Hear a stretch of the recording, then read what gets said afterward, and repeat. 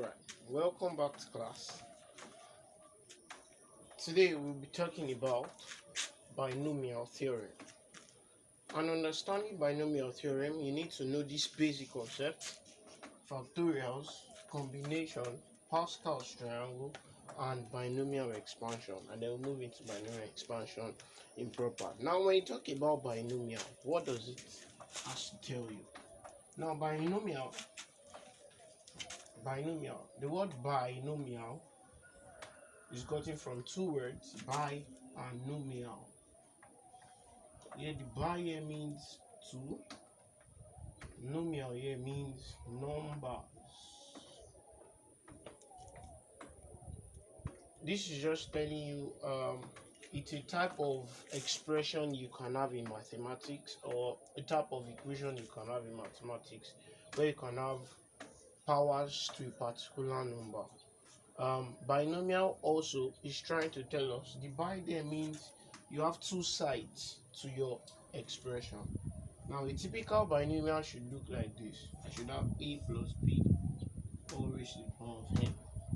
This is term 1, term 2, which makes for the odd, for the bi. So it's talking about two numbers. Are you there? Alright. Other types of expressions we can have are trinomials, polynomials, and the rest of that, right? Alright, so moving forward, we are starting out with factorials. Now, the sign used to represent factorials is this sign, the exclamation mark, all face downward. Now, what does this mean? It simply means this.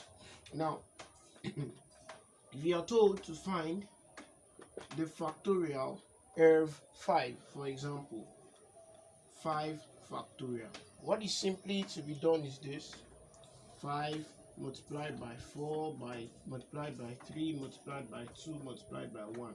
So it's a multiplication, or it's a product of the decreasing of that particular number. 5 times 4 gives 20, 20 times 6 gives 60, 60 times 2 gives 120, 120 times 1 gives 120, which means 5 factorial gives 120. On the other hand, I can have 4 factorial. Say I have 3 factorials, 2 factorials here. So this is simply 2 times 1, and that gives us 2, right? Also, we can have negative number. Say I have minus 1 factorial as my number. Now, if minus 1 is decreasing, what will you have? You have minus 1 times, when minus 1 decreases by 1, it becomes minus 2.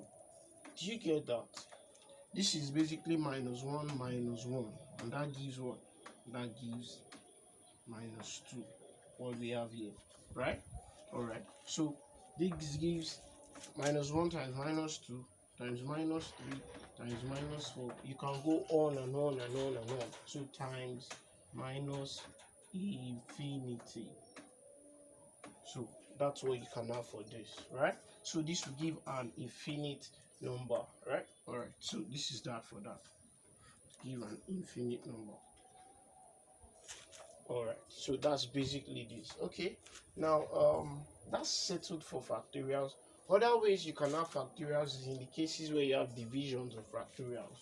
And what does that mean? Alright, I can have an example such as this. Example 4. Find 4 factorial divided by 3 factorial.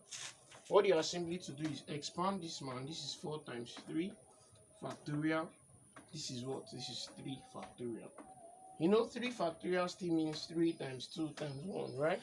So here, 3 factorial can cross out 3 factorial. So I'm left here with what? With just 4 as your answer, right? Exactly. On the other hand, I can have a situation such as this. So I have 2 factorial, 3 factorial over 6 factorial, for example. Now, 2 factorial means 2 times 1. 3 factorial means, let's still put it as 3 factorials. Here I can have 6 factorial to be 6 times 5 times 4 times 3 factorials. 3 factorials crosses out 3 factorial.